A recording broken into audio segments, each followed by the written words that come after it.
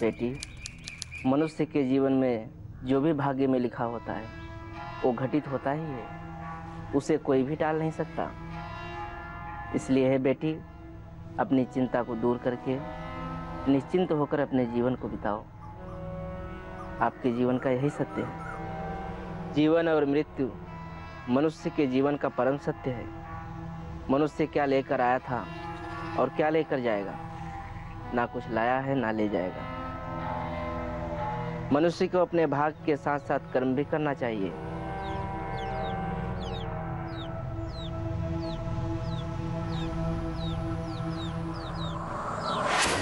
बेटी। जी पंडित जी।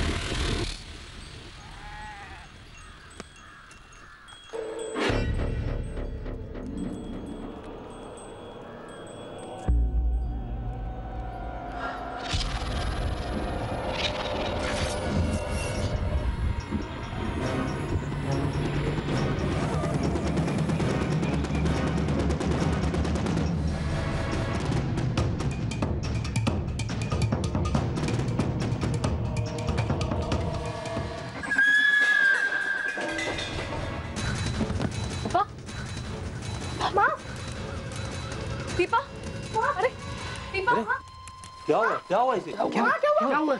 बेहोश हो गए शायद। बेटा तो पानी लेके बेहोश हो गए शायद। भाई साहब इसे उठाइए। हाँ ठीक है, बाहर खुली हवा में ले चलते हैं। आइए।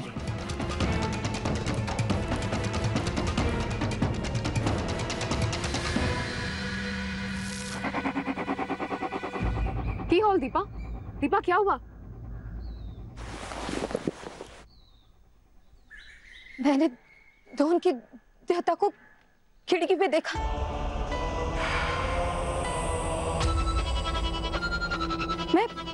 मैं सच कह रही हूँ, मैंने सच में देखा। बिल्कुल साफ साफ मेरे सामने खड़े थे वहां जहाँ। आओ दीपा, आजा दीपा। ये देखो।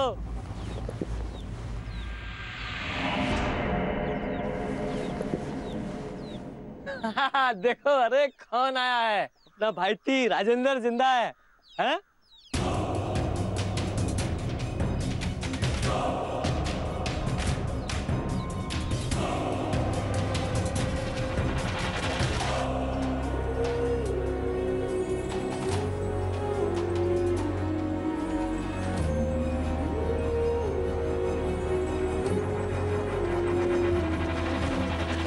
स्टेशन पर मिला मुझे। हाँ, अरे छूकर क्या देख रहे हो? जिंदा है मेरा भाई।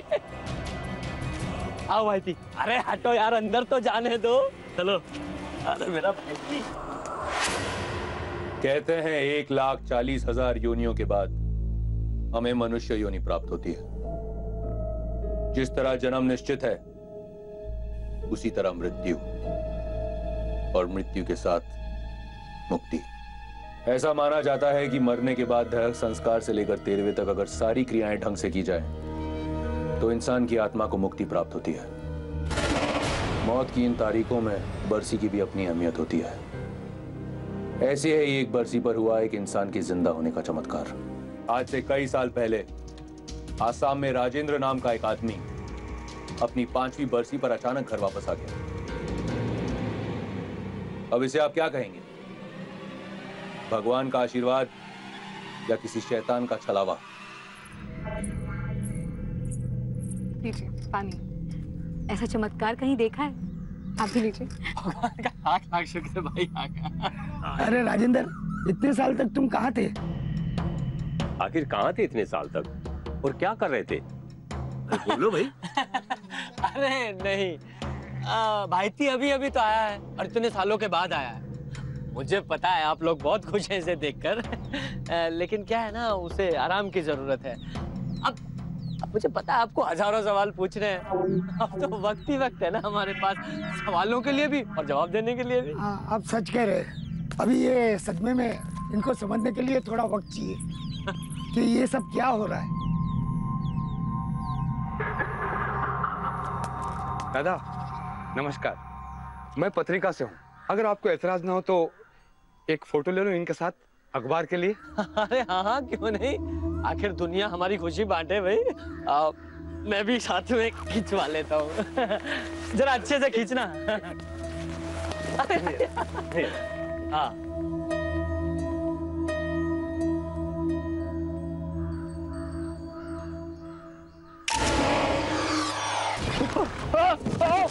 भाईते, भाईते, भाईते, क्या करो? नहीं।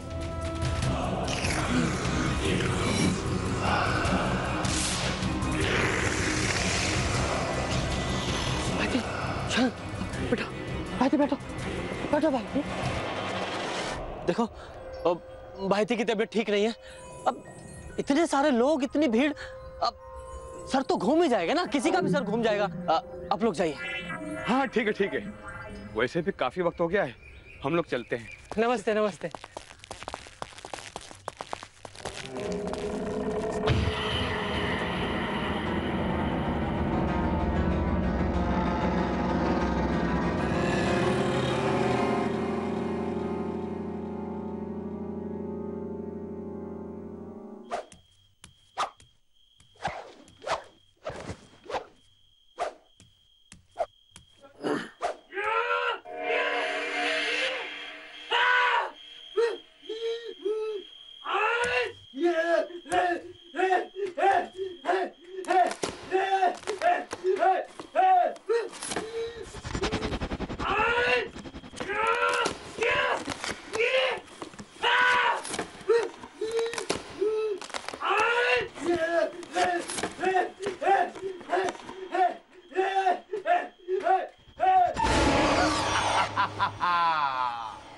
आओ धून, आओ। वहां क्यों खड़े, अंदर आओ, आ जाओ।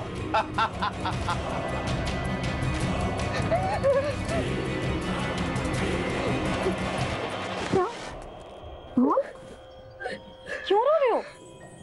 माँ, मुझे देवता अच्छे नहीं लगते, मुझे उनसे डर लगता है। नहीं बेटा,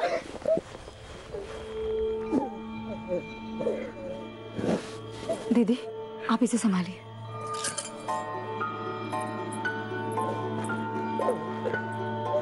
नहीं बेटा, शांत हो जाओ।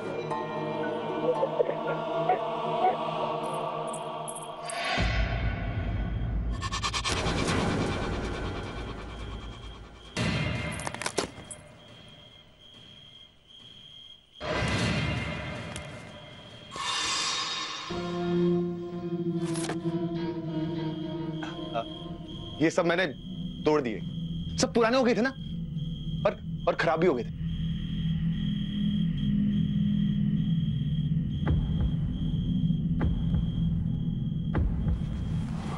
आपको ये सब करने की क्या जरूरत थी?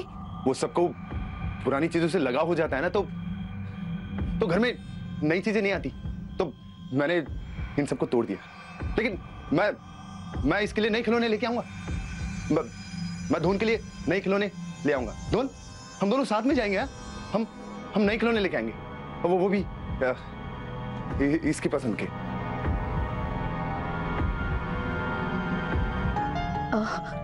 दीदी आप धून को अपने साथ ले जाइए, आज इसे अपने साथ सुला लीजिएगा।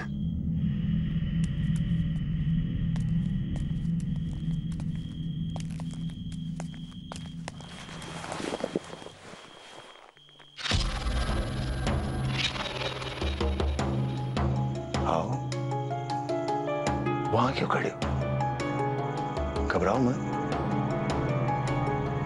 मेरे पास आओ। हाँ बैठो। इस वक्त बहुत छोटा था मैं, लगभग 7-8 साल का।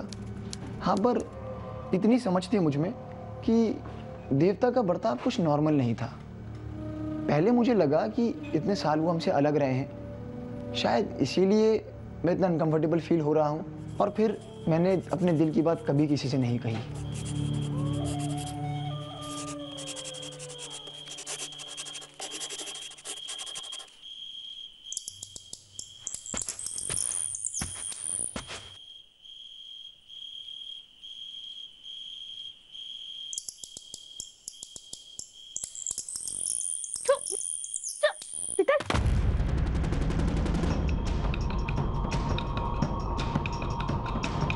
अब ये चूहा तुम्हें कभी तंग नहीं करेगा। बैठो धून। मुझे पानी पीना है, मैं पानी पी के। मुझसे हमेशा दूर भागने की क्यों कोशिश करते हो तुम? बदसूरत हूं मैं? डर लगता है मुझसे। मैं तुम्हें डराना नहीं चाहता हूं। मैं सिर्फ तुमसे बात करना चाहता हूं, सिर्फ बात। ये लो, अरे ले लो।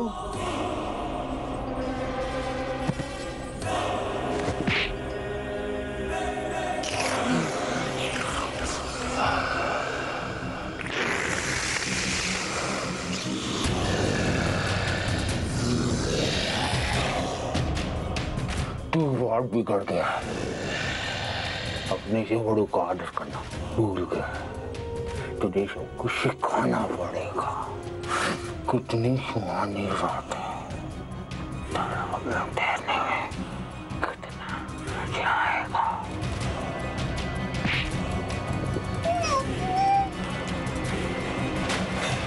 रोहन, क्या हुआ? क्या टूटा? कैसी आवाज थी?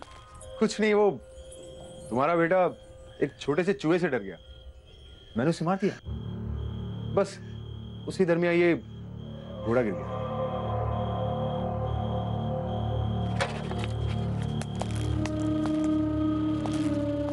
बेटा, तुम ठीक तो हो ना? मम्मी, मुझे देवता से बहुत डर लगता है। वो कह रहे थे जैसे उन्होंने वो चूहे और वो गुड़िया के साथ किया था, वो मेरे साथ करेंगे। नहीं नहीं नहीं, राजेंद्र ऐसा क्यों बोलेगा? इसको ऐसा लगा होगा। हाँ? डरो मत बेटा। बेटा, ऐसे नहीं कहते। वो तो तुम्हारे पापा है ना, और तुम्हारे पापा तुमसे बहुत प्यार करते हैं, और वो तुम्हें कष्ट क्यों पहुंचाएंगे? वो तो हमेशा तुम्हारी रक्षा करेंगे, है ना?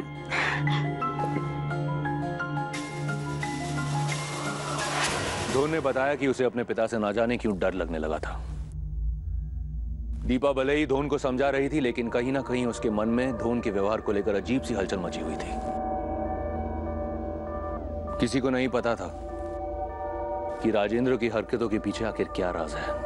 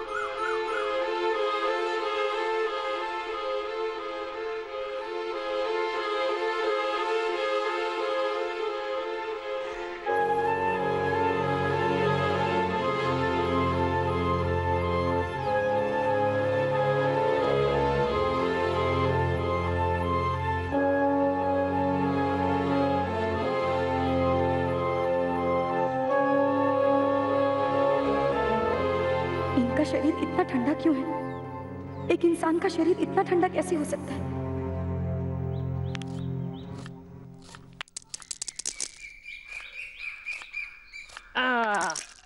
सोन मेरा बेटा, देख मैं तेरे लिए क्या लाया हूँ। अरे वाह प्रसाद। हाँ प्रसाद। राजेंद्र, ये लो भाई प्रसाद लो। नहीं नहीं, मुझे कोई प्रसाद नहीं चाहिए। अरे प्रसाद को मना नहीं करते, कामाख्या देवी का प्रसाद है। हाँ मेरा एक दोस्त गया था, वो लेकर आया है। अगर प्रसाद को मना करोगे देवी का अपमान हो जाएगा। ये लो। नहीं, नहीं,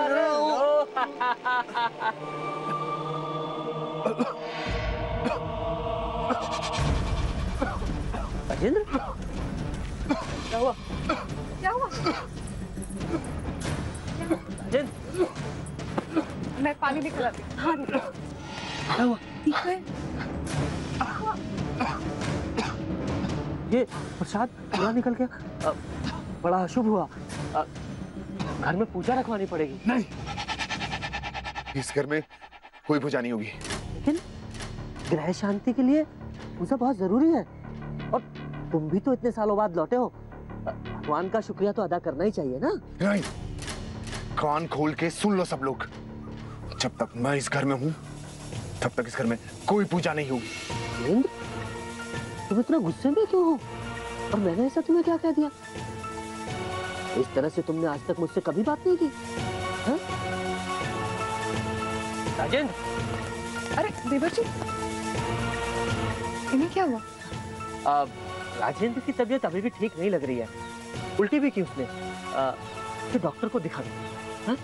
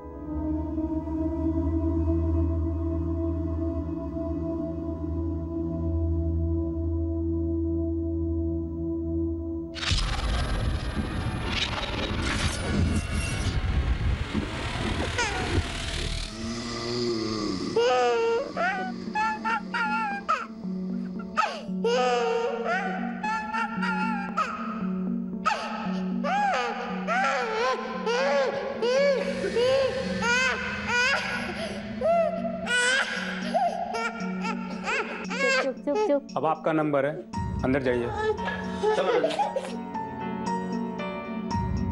राजेंद्र आओ।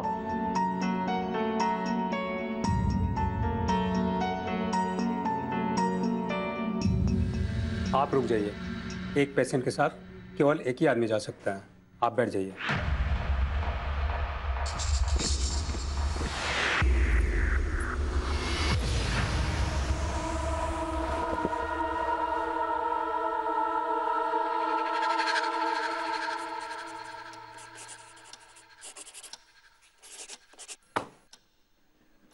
आपका केस तो बड़ा दिलचस्प है।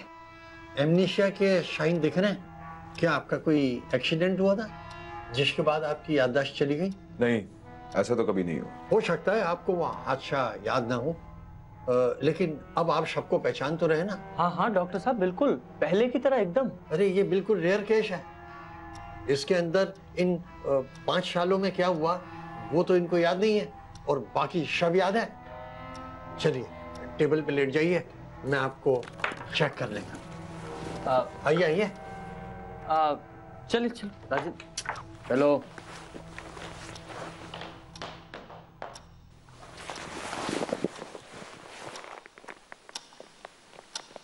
ठहर जाओ ठहर जाओ।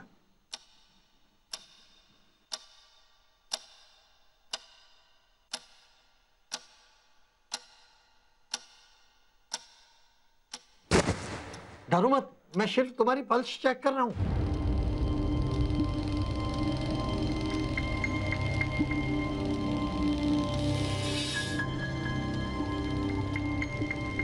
आप तो एकदम ठंडे हो रहे हैं, एकदम आइस कोल्ड। इतना कम टेम्परेचर तो मैंने किसी का देखा ही नहीं। तुम्हें तो कोई सीरियस प्रॉब्लम। जरा अपना मुंह खोलिए, खोलो खोलो।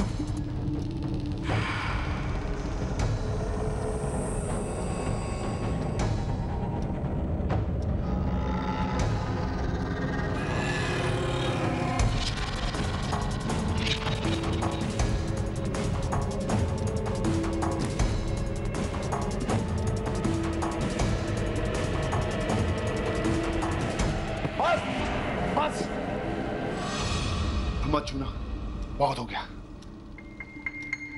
राजेंद्र, राजेंद्र, ये इंसान नहीं हो सकता, ये इंसान नहीं हो सकता।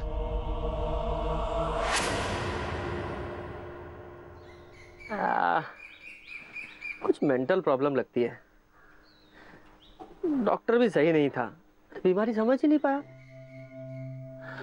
अच्छा, ऐसा करते हैं, राजेंद्र को ना तिनसुखिया लेकर जाते हैं। बड़े शहर में इलाज ढंग से हो सकेगा। तिनसुखिया ले जाकर भी कोई फायदा नहीं होगा। अरे इतनी दूर, अगर वहां भी डॉक्टर कुछ नहीं कर पाए तो? देखिए मेरी मानिए, ये डॉक्टर वॉक्टर के चक्कर में मत पड़िए। ऐसा करते हैं, इन्हें ओझा को दिखा देते हैं। लेकिन ओझा क्या? नमस्कार निताई बाबू।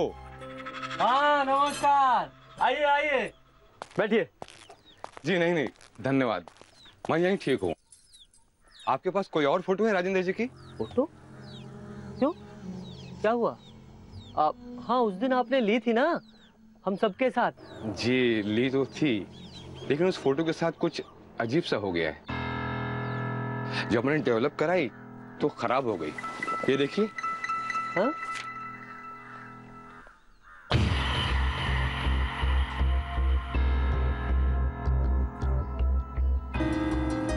बाकी सबकी ठीक आई है, बस राजेंद्र जी की खराब हो गई। मुझे पहले ऐसा लगा कि लेंस में कुछ खराबी होगी। मैंने लेंस चेक किया तो लेंस तो बिल्कुल ठीक थी। पता नहीं क्या हुआ, इसलिए एक और फोटो मांगने आया। वैसे मैंने थोड़ी देर पहले राजेंद्र जी और धोन को कहीं जाते हुए देखा।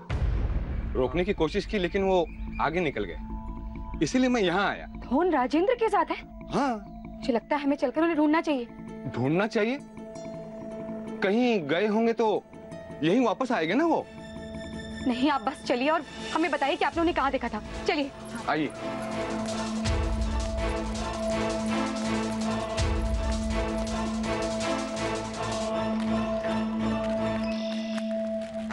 कहाँ गया ये लड़का?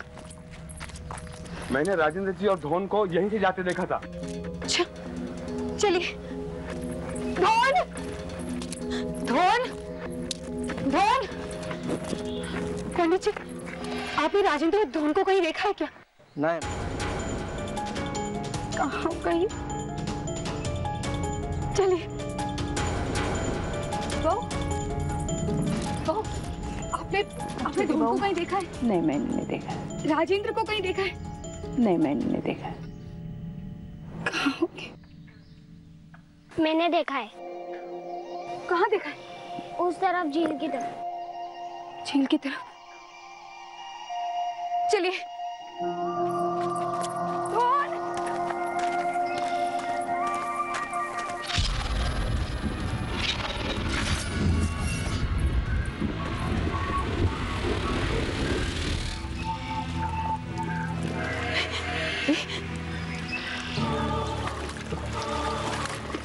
राजेंद्र, ये आप क्या कर रहे हैं?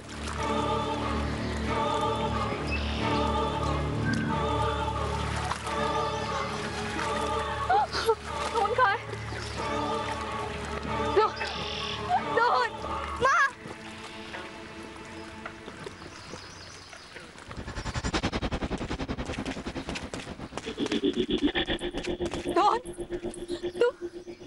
ठीक तो हो ना? हाँ, मैं ठीक हूँ। तुम यहाँ क्या कर रहे हो? मैं और देवता है ना क्रिकेट खेल रहे थे। उन्होंने कहा कि वो बॉलिंग करेंगे और मैं बैटिंग। तो फिर मैंने बॉल का सिर्फ दम मारी, बॉल गया पानी में और वो उसे ढूंढने चले गए।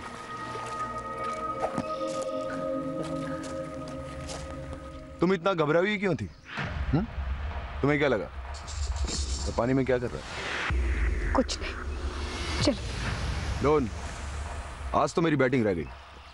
मगर अगली बार जरूर लूंगा।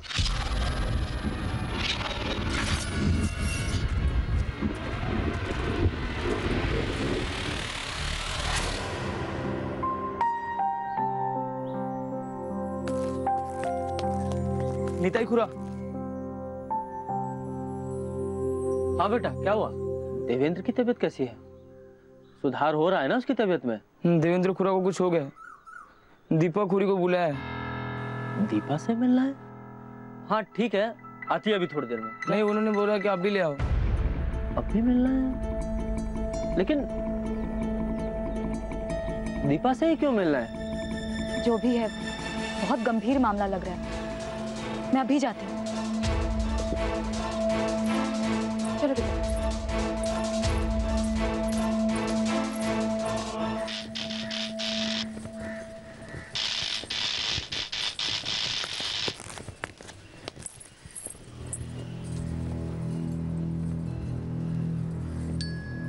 दीपा आई है।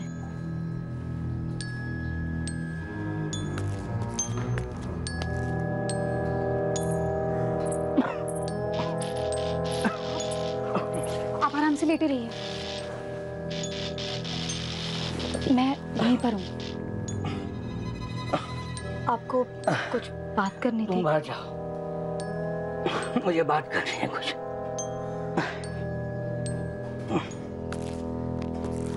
मैंने मेरे आखिरी वक्त पर तुम्हें इसलिए बुलाया है कि मैं आपकी कुछ मदद कर सकती हूँ? नहीं नहीं, मदद की कोई जरूरत नहीं, बल्कि एक बात बताने थी।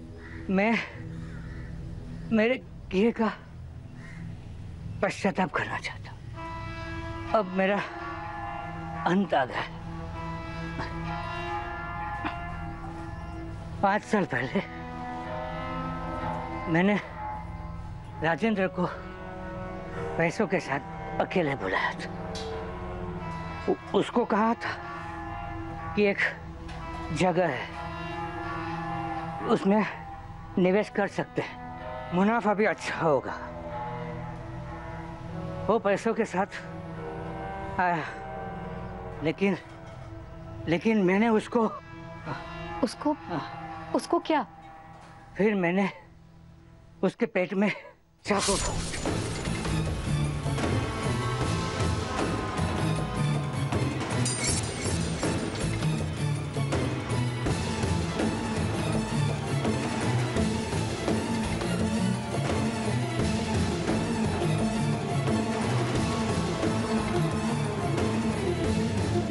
यही नहीं, पक्का भी मैंने कर दिया कि वो मरा है।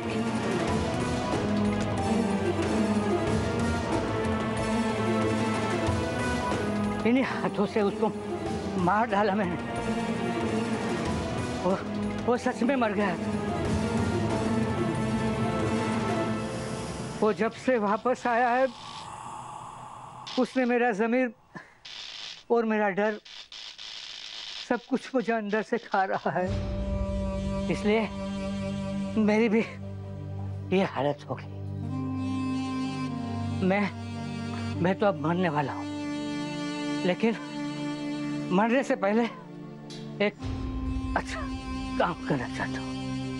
शायद मेरे पाप थोड़े कम हो जाए। तुम उस आदमी के पेट में देखो, कोई चाकू के निशान है या कोई पुराने घाव है कि नहीं? मैं तुम्हें डराना नहीं चाहता। हाँ, मैं तो बस चाहता हूँ कि तुम और दोनों सुरक्षित रहे। और अगर दिल में आए तो मुझे माफ कर दो।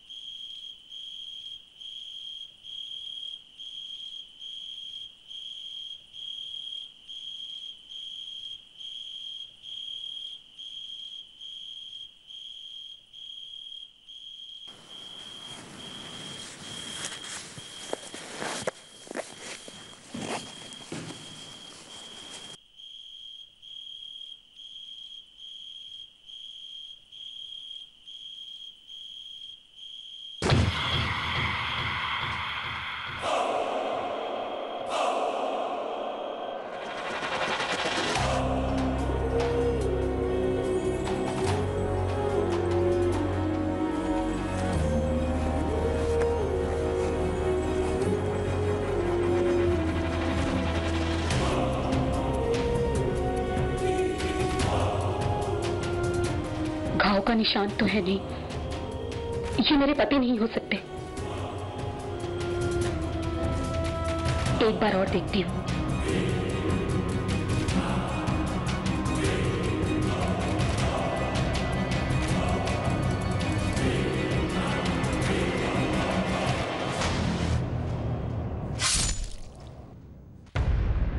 दीपा का शक दूर हो गया था, लेकिन वो अभी कश्मकश में थी।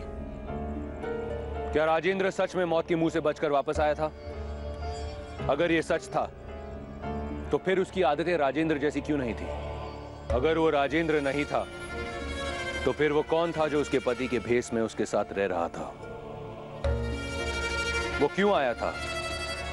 वो क्या चाहता था? दीपा के मन में ऐसे कई सवाल उठ रहे थे।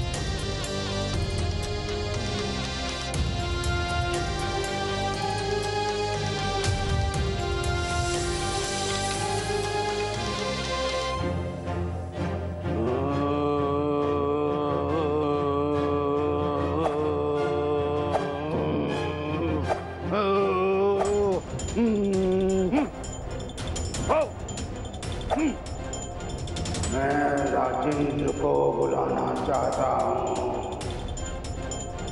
राजेंद्र गुप्ता, विकलांतरंग गांव के राजेंद्र गुप्ता को या कोई है जो उसे मेरे पास ला सके? है कोई आत्मा जो उसे अभी मेरे पास ला सके?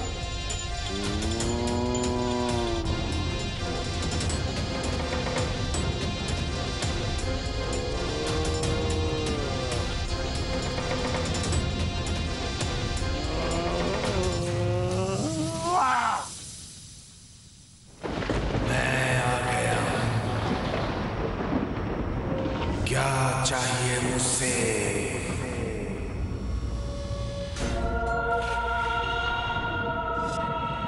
क्या ये सच में दिघल तरंग गांव के राजेंद्र गुप्ता है? मैं ही हूँ।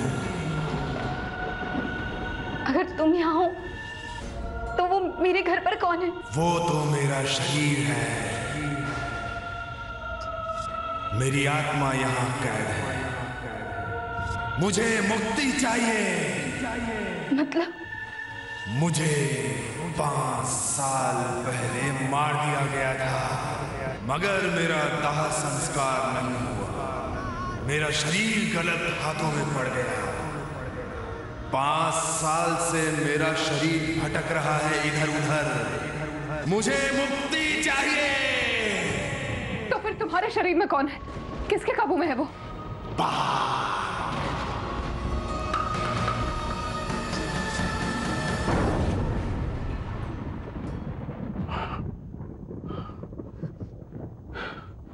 क्या बोला उसने? वो बाघ ने शरीर कब्जे में कर रखा है। क्या तुम्हारे घर में कोई छोटा बच्चा है? हाँ, है मेरा बेटा। हमारे पास ज्यादा समय नहीं है। क्यों? क्यों, क्या हुआ? ये सब कुछ ठीक तो है ना? बोलिए ना। बाघ एक शैतानी आत्मा है जो पानी में रहती है, जो मरे हुए आदमी के शरीर में घुसकर उसे दूषित कर देती है, और फिर वो मरा हुआ इंसान एक चलती फिरती लाश बनकर रह जाता है। उसे कोई नहीं मार सकता। कष्ट, वेदना और पीड़ा बाघ के कण कण में है, और वो हमेशा एक जवान शरीर की तलाश में रहता है। माँ, मुझे देवता अच्छे नहीं लगते। मुझे उनसे डर लगता है।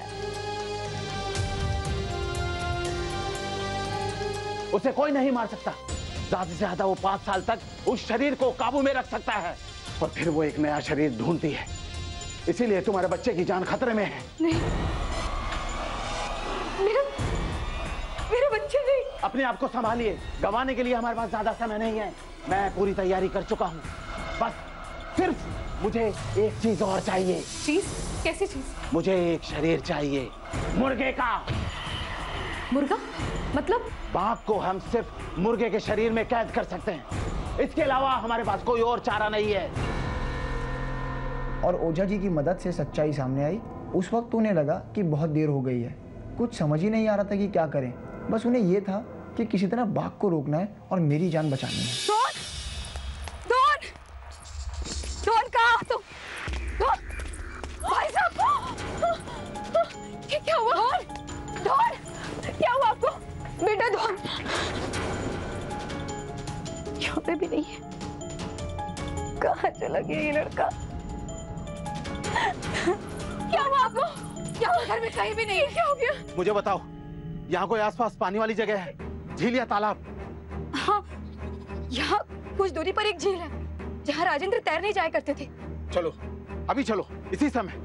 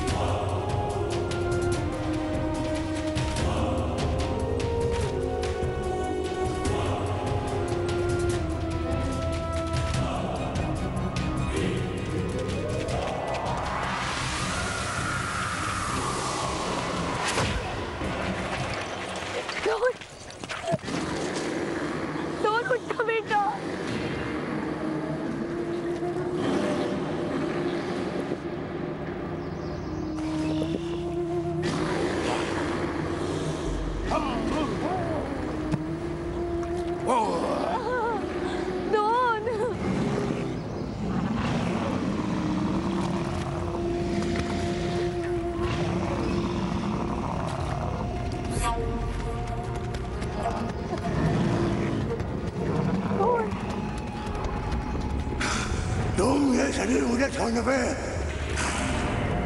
मजबूर नहीं कर सकते।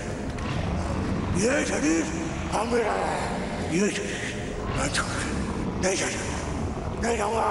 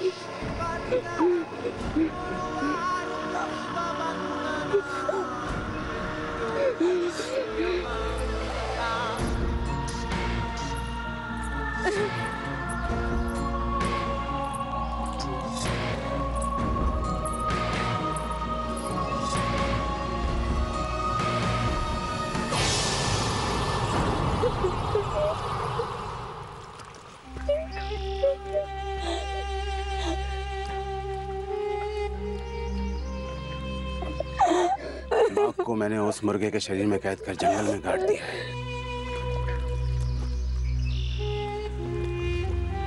5 साल पुराना शरीर है, इसकी ये दशा तो होनी ही थी। सब ठीक हो जाएगा। जो हुआ उसे भूल जाओ, सिर्फ अपने पति को याद करो। शरीर मरता है, मिट्टी में मिल जाता है, आत्मा अमर रहती है। अब तुम्हें अपने पति का क्रियाक्रम विधि विधान से करना होगा, तभी उन्हें मुक्ति मिल पाएगी। धोन ने बताया कि उसकी मां दीपा और ओझा जी ने उसके पिता राजेंद्र का दाह संस्कार सही तरीके से कर दिया। कहा जाता है कि दाह संस्कारों में अगर जरा सी भी चूक हो जाए तो आत्मा मुक्त होने के बजाय प्रेत योनि में भटकती रहती है। मुक्ति आत्मा की सबसे बड़ी ताकत होती है, जो दिखाई नहीं देता, जिसे जाना और समझा नहीं जा सकता। उसे कैसे पहचानेंगे आप? आत्माओं की दुनिया ही कुछ ऐसी होती है। इसी दुनिया की एक और रोंगटे खड़े कर देने वाली कहानी से होगा आपका सामना अगले एपिसोड में। देखते रहिए फियर फाइल्स, दहशत दोबारा।